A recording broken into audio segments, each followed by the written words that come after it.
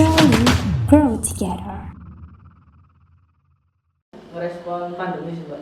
Waktu itu kan ada namanya Dewi Mustanto. Dewi Mustanto itu sutradara Balik Kambang. Nah, sutradara ketoprak Balik Kambang. Nah, waktu itu pandemi, ketoprak Balik Kambang itu gak ada kegiatan itu. Bagaimana kita harus tetap berkarya? Harusnya di panggung, dibuat dalam bentuk digital.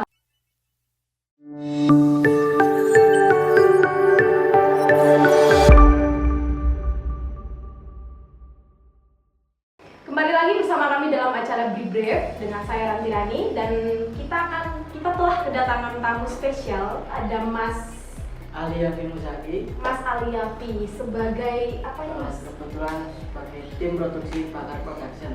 Tim produksi Bakar Production. Wow. Nah, ini kita akan mengulik sedikit tentang Bakar Production.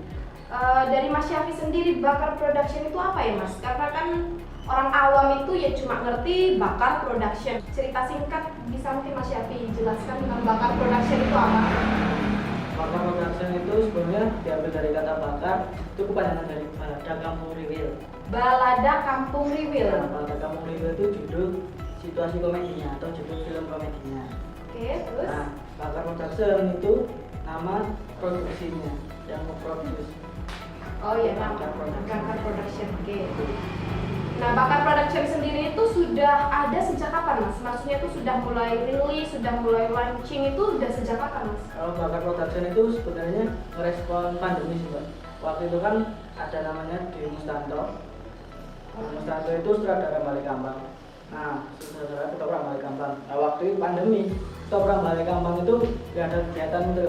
Oh iya, secara aktivitas fisik yang bisa didatangi orang itu diminimalisir Mas, pandemi ya. Nah, terus Dewi Mustanto mempunyai inisiatif bagaimana kita harus tetap berkarya. Nah, dia mencoba untuk membuat sebuah channel YouTube. Di situ isinya film-film komedi gitu. Sebetulnya naskah-naskahnya juga naskah-naskah dari panggung yang dialih mediakan ke Mediacam. Oh iya, berarti yang harusnya di panggung dibuat dalam bentuk digital. Terus karena udah ada platform YouTube ya, sekarang terus dimasukin diunggah di dalam YouTube. Oh. Tepatnya itu di bulan berapa Mas mulai Bakar Production-nya? Waktu itu awal-awal pandemi sih, ingat betul Maret. Maret itu udah mulai Bakar Production. Terus saya lihat kemarin tadi tuh sempat saya lihat sedikit ya, udah ada ratusan ribu subscriber ya Mas kalau nggak salah. Kebetulan udah 100 lebih. 100 Waktu itu udah dapat silver play button. Berarti itu mengatasnamakan suatu organisasi. Lebih kepada ruang ngumpul sih.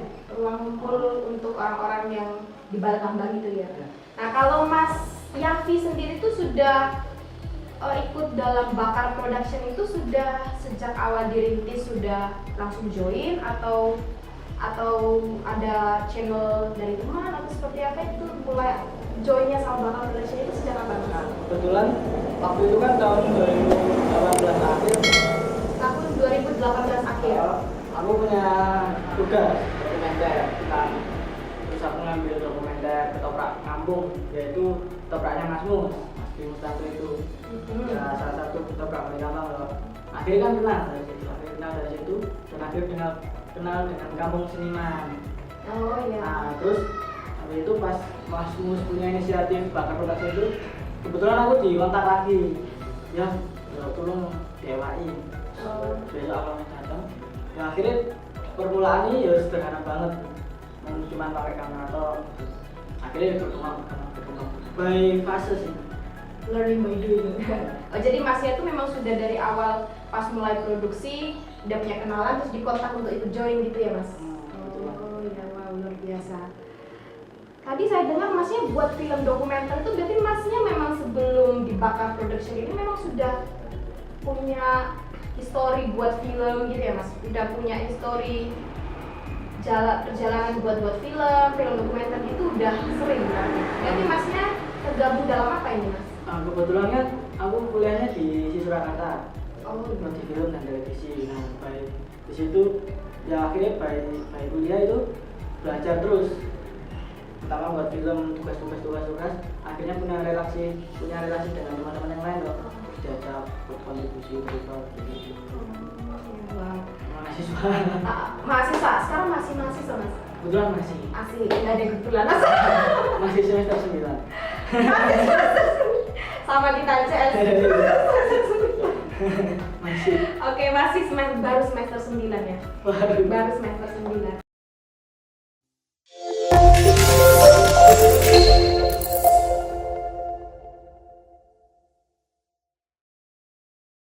Nah, kalau Mas Syafi sendiri, dari pribadi Mas Syafi sendiri, mulai dari awal bergabung di Bakar Production itu sendiri, sebagai apa? Sebagai apa? Sebagai talentnya, atau sebagai sutradara, atau sebagai apa? Soalnya yang saya mudeng dari film itu cuma itu, talent sutradara, talent sutradara, nggak ngerti. Mungkin Masnya bisa menjelaskan sedikit. Nah, kebetulan di Bakar Production ini orang-orangnya kan orang-orang panggung.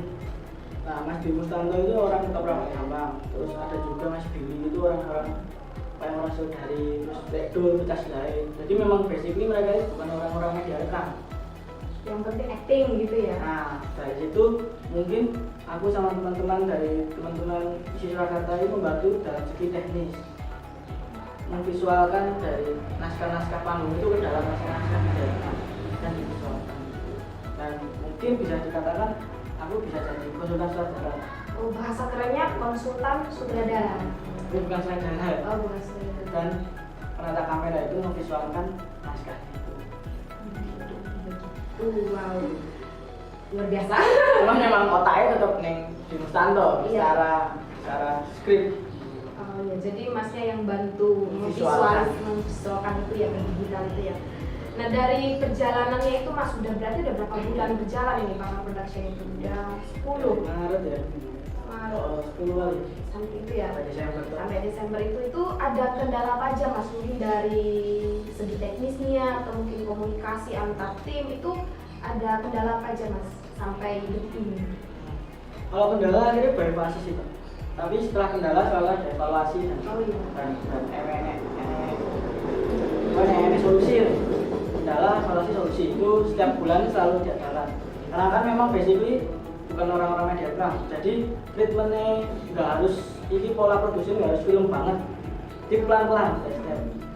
Misalnya ini nggak ada pertama itu sederhana banget, terus tiba-tiba ada ini butuh script continuity, masukkan, terus step ini butuh lampu, jadi pelan-pelan dari fase. Oh, jadi itu bisa dilihat dari hasil-hasilnya ya. Dari hasilnya yang pertama mungkin hanya seperti ini, terus sampai sekarang soalnya tadi video update yang saya lihat itu sudah layaknya film yang layak tampil layak tampil gitu lah Mas. Berarti kan memang belajar dari pengalaman yang ada ya. Sebenarnya kalau bisa dibilang Bakar Production ini kan skala produksi ini kecil, maksudnya dengan alat seadanya, bukan skala produksi yang besar sih, alat mewah kan gitu. Cuman daya tawarnya mungkin di cerita. Kalau di cerita yang dikemas itu ya. Mas ini kan pada kampung Riwil ini sebenarnya representasi dari kampung seniman. Yang kampung seniman ini real banget Mbak. Jadi misal cek topnya biasa lah kampung. Nah terus direpresentasikan ke dalam naskah ini. Cuman memang talentnya atau tokoh-tokohnya nama-namanya disamarkan lah. Cuman secara problematika kampung ya bisa kayak nungguin. Oh iya ya. Nah, ibu-ibu, bapak pos kamling kayak gitu ya, yang beli sayur kayak gitu ya Mas. Oke, nah ini tadi Masnya belum menjawab pertanyaan saya. Suka dukanya Mas, mungkin dari produksinya, dari marketing mungkin apa Masnya juga terlibat dalam marketing atau apa dari Bakar Production sampai melejit sampai seperti ini kan itu udah bukan nama yang lazim sih Mas. Maksudnya udah anak-anak muda siapa sih nggak ngerti Bakar Production kan sekarang. Itu suka dukanya itu di balik layar ya, maksudnya kan di balik layar nih apa aja nih Mas? Mungkin lebih ke suka dulu ya Pak. Sukanya itu di sini aku bisa menambah jaringan lebih luas. Kan terdiri dari ketoprak Kambang, orang Sundari, Orang terkenal gitu ya. Seniman-seniman di Solo secara tidak langsung nih udah terdefinisikan di situ. Akhirnya kan aku buka jaringan. Iya. Terus dan sukanya itu kan karena mereka basic orang-orang peran, aku bisa belajar dari itu. Maksudnya bukan belajar menjadi peran tapi mentreatment peran. Iya. Ketika nanti misalnya proyek lain nih, oh aku harus mentreatment bagaimana kalau menjadi situ. Oh iya. Terus sukanya juga di sini tuh nggak kayak tim produksi tapi kayak keluarga. Nanti misal ada problem apa ya diselesaikan secara keluarga. yang berhubungan sama produksi itu ya pastinya ya. Produksi sama non produksi. Oh jadi yang personal pun juga bisa di situ ya? Misal kamu bagian dari sana punya agenda apa, ya wis rawung. Itu memang secara untuk mewadahi mahasiswa juga itu cukup bagus ya, maksudnya untuk juga polemik-polemik yang ada itu kan juga bagus untuk mewadahi mahasiswa kayak gitu ya mas. Nah itu sukanya, dukanya apa ini mas? Kayaknya banyak nih, perlu pulpen mungkin untuk saya. Paling dukanya ya syuting baik sih enggak? Dalam arti karena kalau mas nggak dinonton bakar production kok nggak apa. Ya karena memang basically beda latar belakang dan beda orientasi dan beda kebutuhan. Ini kan aku sama teman-teman kan emang mahasiswa dan oke orientasinya relasi. Cuman kalau teman-teman yang lain di ketoprakan mereka ada istrinya harus dihidupi, ada anak yang harus dinafkahi, jadi orientasinya bekerja. Akhirnya ini perbedaan orientasi harus dimaklumi dengan biasa. Harus diterima. Nah, dicari di solusinya. Jadi ya nggak harus yang egois banget. Aku memenuhi ini ya enggak. Jadi pada kowe butuh apa, aku butuh apa, disinggung. Oke. Paling lewat komunikasi gitu ya. Sebenarnya ya wis iki mau polanya bakar, kendala, evaluasi, solusi. Apa aja tadi mas? Kendala, evaluasi, solusi. Pola produknya kayak gitu. Berarti per Tapi fase. Oh selalu seperti itu per bulan Per bulan selalu ada evaluasi. Kayak gitu ya. Berarti itu salah satu trik ya juga untuk organisasi-organisasi yang juga mau bertumbuh lewat kendala, evaluasi dan solusi. Pasti ada solusi. Pasti ada solusi. Kalau misal inovasi atau eksplorasi pun tanpa solusi ya. Betul. Ya dicari solusinya mas. Yang dibutuhkan itu solusi. Problem solving betul.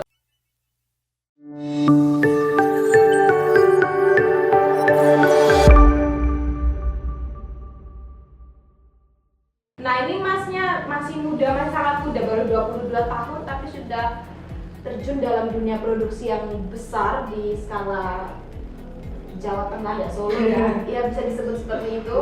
Juga bisa menghasilkan karya-karya yang luar biasa dan pastinya menginspirasi untuk anak-anak muda.